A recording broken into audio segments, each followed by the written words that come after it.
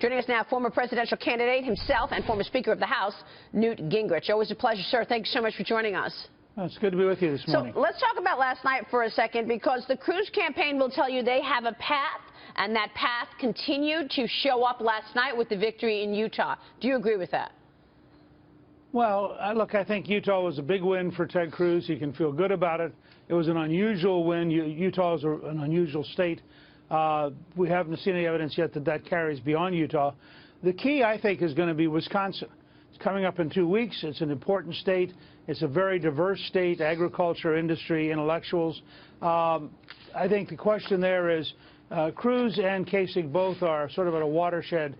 They need to be able to stop Trump in Wisconsin, or it begins to look, I think, pretty hopeless. So last night is not quite a draw. Ted Cruz did not win as many votes, as many delegates as did Donald Trump. And the fact is that Trump came one step closer to the nomination. He had a net gain of 58 to 40, and that means he actually got a bigger percent of total delegates last night than he needs based on various calculations. So now the question becomes, is there a state where Cruz and Kasich can actually stop him? I think Wisconsin's probably as good a shot as they're going to get. If they can't stop him in Wisconsin, I don't see the rationale for the campaign going much further. Kagan. Congressman, it's good to see you. After Wisconsin, should Kasich drop out?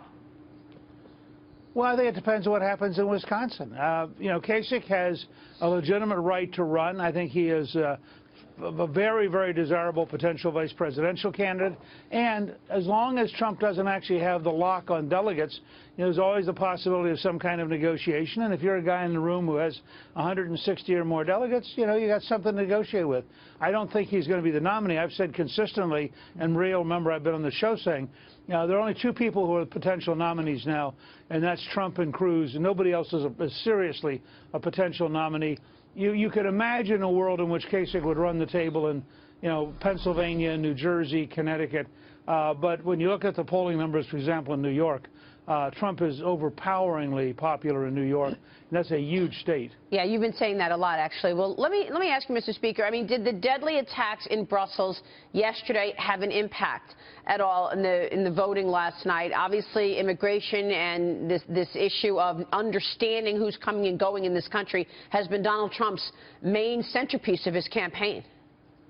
Well, tragically, I think the attacks in many ways validated Donald Trump's entire candidacy.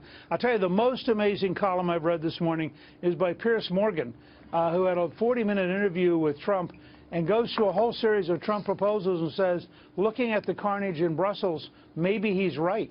It is really a remarkable interview, and for Piers Morgan to come out and say that Trump may be the one guy who understands this, I thought was, I'm going to tweet it later on this morning, I thought it was really remarkable.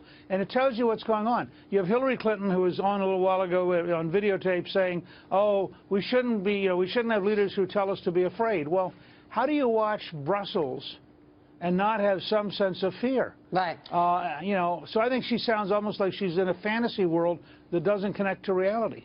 Just to underline what you just said, there's a lot of people tweeting out this New York Times story that was published back in January. It was at the end of January, and the headline is, Donald Trump finds new city to insult, Brussels. Back in January, he was talking about how radicalized Brussels was becoming. One of Trump's strengths, and there are a lot of things with Trump that I can find fault with, but one of his strengths is to read the obvious. He's a little bit like Reagan in that sense. So he looked out, he saw what was happening. He knew that the people who had perpetrated the Paris atrocities, many of them had come from Brussels. He knew that the Malbec area of Brussels, in fact, had been heavily infiltrated by terrorists. And he has business friends who go to and from the European Union in Brussels, and his business friends are saying to him, it's out of control. So he reports the obvious. Everybody else thinks he's stupid because he's the only guy saying it. And now here we are several months later going, the fact is Donald Trump was right. Hillary Clinton was totally wrong, and it makes you question her connectivity to the real world. By the way, I know the FBI doesn't wrap up an investigation until they speak with the actual suspect. Do you think that the FBI is going to reach out to Hillary Clinton and ask her to do an interview? I would presume they will. I think they've been very thorough, very professional, and I think at some point they're going to have to. They're never going to get to closure until they talk to her.